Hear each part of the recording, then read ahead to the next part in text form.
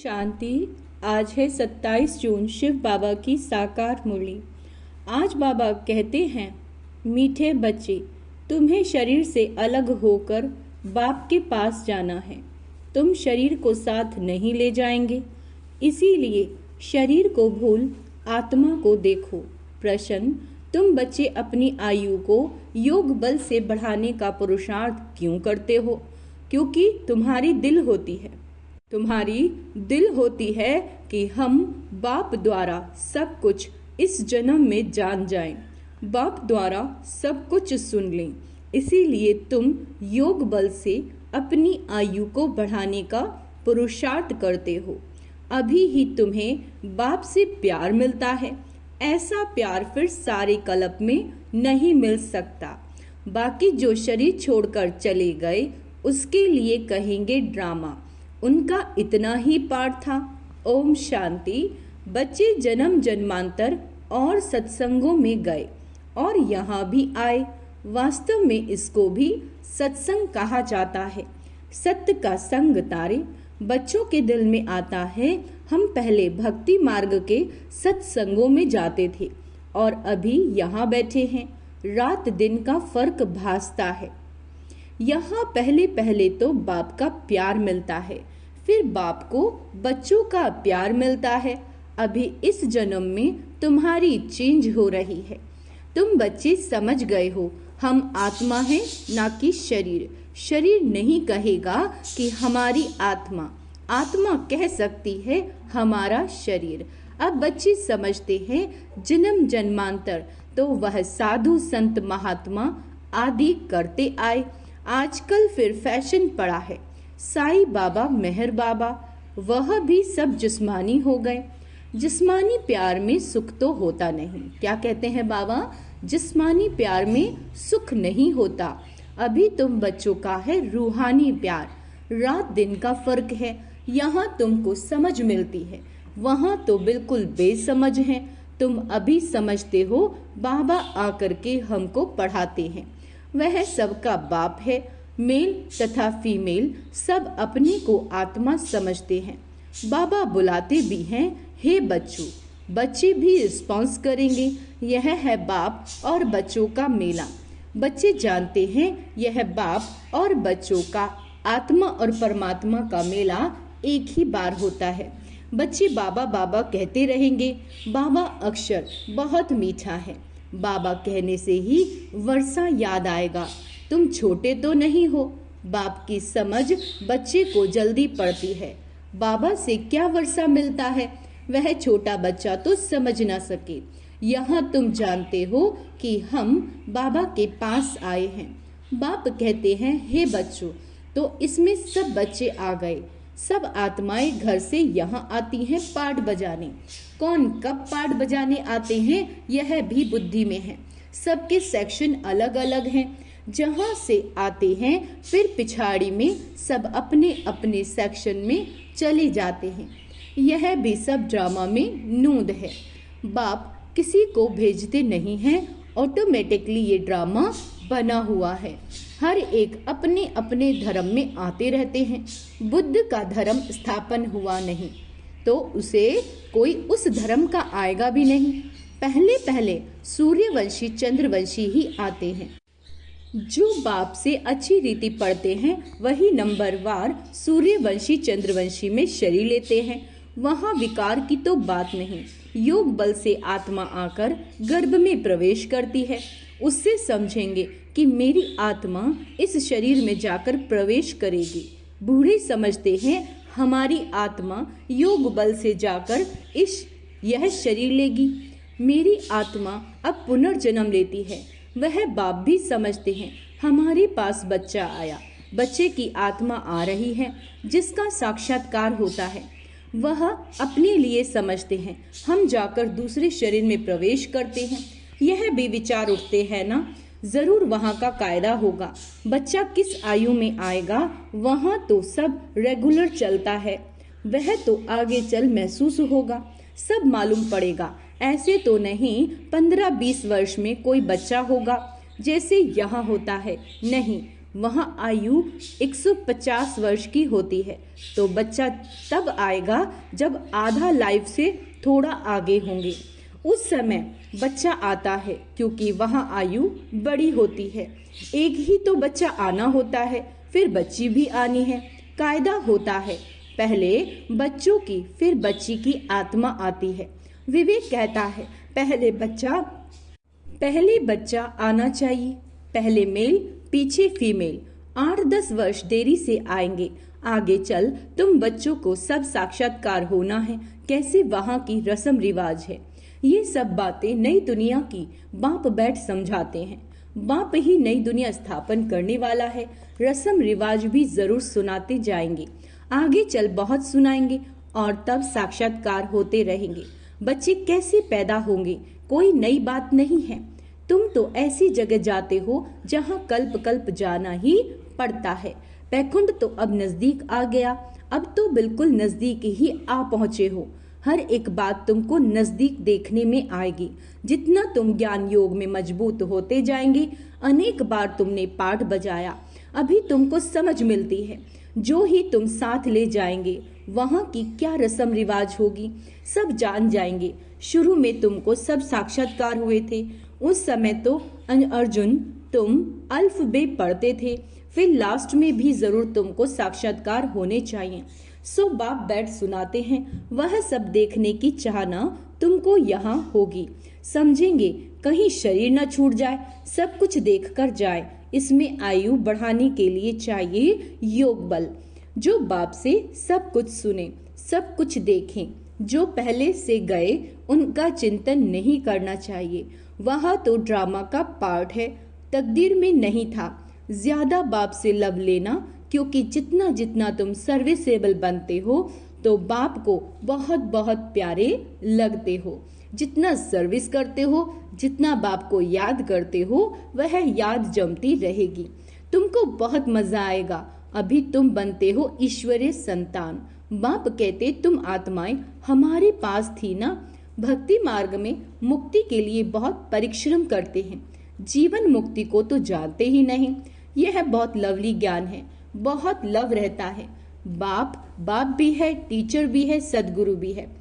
सच्चा सुप्रीम बाबा है, जो हमको 21 जन्मों के लिए सुखधाम में ले जाते हैं। आत्मा ही दुखी होती है, दुख सुख आत्मा ही महसूस करती है। कहा भी जाता है पाप आत्मा पुण्य आत्मा। अभी बाप आए हैं हमको सभी दुखों से छुड़ाने। अभी तुम बच्चों को बेहद में जाना है, सब सुखी हो जाएंगे, सारी दुनिया ही सुखी हो जाएगी। ड्रामा में पार्ट है, उनको भी तुम समझ गए। तुम कितना खुशी में रहते हो। बाबा आया है हमको स्वर्ग में ले चलने के लिए। हम सब आत्माओं को स्वर्ग में ले जाएंगे। बाप धैर्य देते हैं, मीठे मीठे बच्चों, मैं तुमको सब दुखों से दूर करने आया हूँ। तो ऐसे बाप से कितना लव होना चाहिए। सभी संबंधों ने तुमको दुख दिया है। क्या कह रहे बाबा? सभी संबंधों ने, एक ने नहीं, सभी संबंधों ने तुमको दुख दिया है। ये है ही दुखदाई संतान। तुम दुखी होते दुख की ही बातें सुनते आए हो। अब बाप सब बातें समझा रहे हैं, अनेक बार समझाया है और चक्रवर्ती राजा बनाया है। तो जो बाप हमको ऐसा स्वर्ग का मालिक बनाते हैं, उन पर कितना प्यार होना चाहिए। एक बाप को ही तुम याद करते हो, सिवाय बाप के और कोई से संबंध नहीं। आत्मा को ही समझाया जाता है हम सुप्रीम बाप के बच्चे हैं। अब जैसे हमको रास्ता मिला है, फिर औरों को भी सुख का रास्ता बताना है। तुमको सिर्फ आधा कल्प के लिए ही नहीं, पौना कल्प के लिए सुख मिलता है। तुम पर भी कई कुर्बान जाते हैं, क्योंकि तुम बाप का संदेश बताकर सब दुख दूर कर देते हो। तुम समझते हो इन्हों भी, ब्रह्मा को भी ये नॉलेज सुप्रीम बाप से मिलती है। यह फिर हमको पैगाम देते हैं, हम फिर औरों को पैगाम देंगे। बाप का परिचय देते सब बच्चों को जगाते रहते हैं। अज्ञान नींद से भक्ति को अज्ञान कहा जाता है। ज्ञान और भक्ति अलग अलग है। ज्ञान सागर बाप अब तुम बच्चों को ज्ञान सिखला रहे हैं। तुम्हारे दिल में आता है बाबा हर 5000 वर्ष बाद आकर हमें जगाते हैं। हमारा जो दीवा है उसमें घृत बाकी थोड़ा जाकर रहा है, इसीलिए अब फिर ज्ञान घृत डाल दीप जगाते हैं। जब बाप को याद करते हैं तो आत्मा रूपी दीप प्रज्वलित होता है। आत्मा में जो कट चढ़ी हुई है वह उतरेगी बाप की याद से। इसमें ही माया की लड़ाई चलती है। माया घड़ी घड़ी भुला देती है और कट उतारने की बजाय चढ़ती ही जाती है, बल्कि जितना उतरी थी उससे भी ज्यादा चढ़ जाती है। क्या चढ़ जाती है? कट चढ़ जाती है। बाप कहते हैं बच्चे मुझे याद करो तो कट उतर जाएगी। इसमें मेहनत है, शरीर की कशिश ना हो, देही अभिमानी बनो। हम आत्मा हैं, बाबा के पास शरीर सहित तो जा नहीं सकेंगे, शरीर से अलग होकर ही जाना है। आत्मा को देखने से कट उतरेगी, शरीर को देखने से कट चढ़ती है, कभी चढ़ती कभी उतरती, ये चलता रहता है, कभी नीचे कभी ऊपर। बड़ा नाजुक रास्ता है। यह होते होते पिछाड़ी में कर्मतीत अवस्था को पाते हैं। मुख्य हर बात में आंखें ही धोखा देती है, इसीलिए शरीर को ना देखो। हमारी बुद्धि शांति धाम सुख धाम में लटकी हुई है और दैवी गुण भी धारण करने हैं। बाबा कहते भोजन भी शुद्ध खाना है। देवताओं का भोजन पवित्र भोजन है। वैष्णव अक्षर विष्णु से निकलता है। देवता कभी गंदी चीज थोड़े ही खाते हैं, है ना। हम क्या हैं? हम देवता हैं और देवता कभी गंदी चीज नहीं खाते। विष्णु का मंदिर है ना, जिसको नर नारायण भी कहते हैं। अब लक्ष्मी नारायण तो साकारी ठहरे, उनको 4 भुजा होनी नहीं चाहिए, परंतु भक्ति मार्ग में उनको भी 4 भुजाएं दी हैं। इसको कहा जाता है बेहद का अज्ञान। समझती नहीं कि 4 भुजा वाला कोई मनुष्य तो हो नहीं सकता। सतयुग में 2 भुजा वाले होते हैं। ब्रह्मा को भी 2 भुजाएं हैं। ब्रह्मा की बेटी सरस्वती, उनको फिर मिलाकर 4 भुजाएं दी। अब सरस्वती कोई ब्रह्मा की स्त्री नहीं है, यह तो प्रजापिता ब्रह्मा की बेटी है। जितने बच्चे अडॉप्ट होते जाते हैं उतनी उनकी भुजाएं बढ़ती जाती हैं। ब्रह्मा की ही 108 भुजाएं कहते हैं, विष्णु व शंकर की नहीं कहेंगे। ब्रह्मा की भुजाएं बहुत हैं। भक्ति मार्ग में तो कुछ समझ नहीं। बाप आकर बच्चों को समझाते हैं। तुम कहते हो बाबा ने आकर हमको समझदार बनाया है। मनुष्य कहते हैं हम शिव के भक्त हैं। अच्छा, तुम शिव को क्या समझते हो? अभी तुम समझते हो शिव बाबा सब आत्माओं का बाप है, इसीलिए उनकी पूजा करते हैं। मुख्य बात बाप कहते मामी कम याद करो, तुमने बुलाया भी है, हे पतित पावन आकर हमको पावन बनाओ। सभी पुकारते ही रहते हैं पतित पावन सीता राम, यह भी गाते रहते हैं। बाबा को थोड़े ही मालूम था कि बाप स्वयं आकर मेरे में प्रवेश करेंगे। कितना वंडर है, कभी ख्याल में भी नहीं था।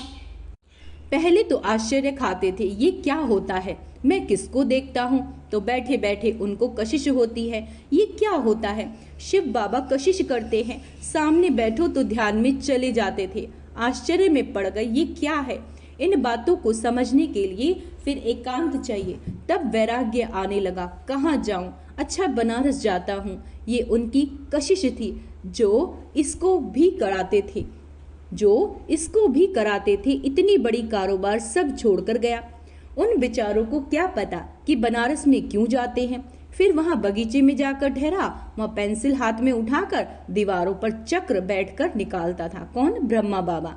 बाबा क्या कराते थे कुछ पता नहीं पड़ता था। रात को नींद आ जाती थी, समझता था कहाँ उड़ गया हूँ, फिर जैसे नीचे आ जाता हूँ, कुछ पता नहीं क्या हो रहा है। शुरू में ब्रह्मा बाबा को कितने साक्षात्कार होते थे। बच्चियां बैठे बैठे ध्यान में चली जाती थी। तुमने बहुत कुछ देखा है, तुम कहेंगे जो हमने देखा सो तुमने नहीं देखा। फिर पिछाड़ी में भी बाबा बहुत साक्षात्कार कराएंगे। जब विनाश का समय आएगा बाबा सभी आत्माओं को साक्षात्कार कराएंगे, क्योंकि नजदीक होते जाएंगे। अच्छा, मीठे मीठे सिक्की लदे बच्चों प्रति माता पिता बाप दादा का याद प्यार और गुड मॉर्निंग। रूहानी बाप की रूहानी बच्चों को नमस्ते।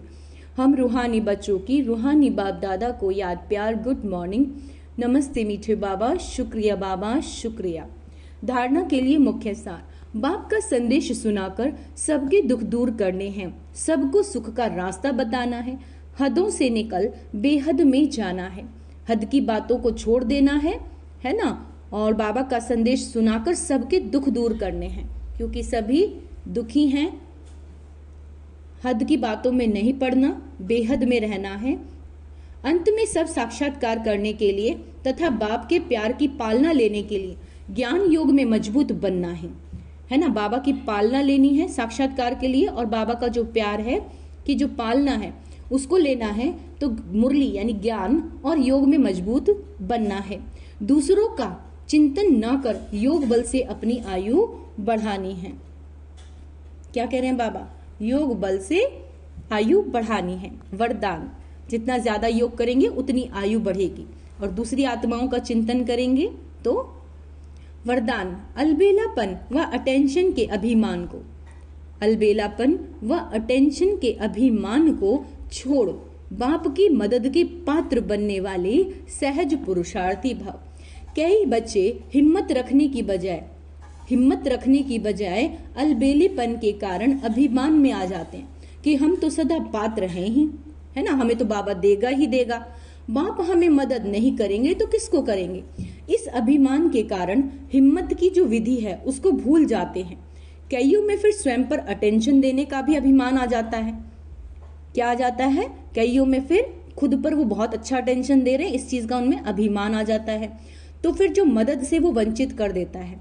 समझते हैं हमने तो बहुत योग लगा लिया, ज्ञानी योगी आत्मा बन गए हम, तो हमें तो और योग लगाने की जरूरत ही नहीं है, सेवा की राजधानी बन गई। इस प्रकार के अभिमान को छोड़, अभिमान आ रहा है ना आत्माओं में, तो बाबा क्या कहते हैं कि इस तरह के अभिमान को छोड़ो, हिम्मत के आधार पर मदद के पात्र बनो तो सहज पुरुषार्थी बन जाएंगे। स्लोगन है, जो वेस्ट और नेगेटिव संकल्प चलते हैं उन्हें परिवर्तन कर विश्व कल्याण के कार्य में लगाओ, है ना।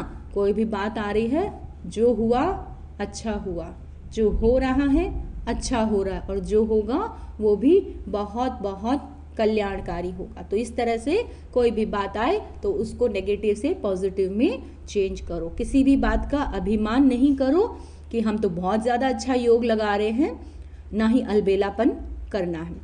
अच्छा, ओम शांति। और आज का स्वमान अभ्यास करेंगे, मैं सहज पुरुषार्थी हूँ, है ना। मैं पैगंबर हूँ, जो सबको पैगाम देने का काम आज बाबा ने दिया है। तो सारा दिन अभ्यास करें और दूसरी आत्माओं को भी ये ज्ञान सुनाएं। अच्छा, ओम शांति।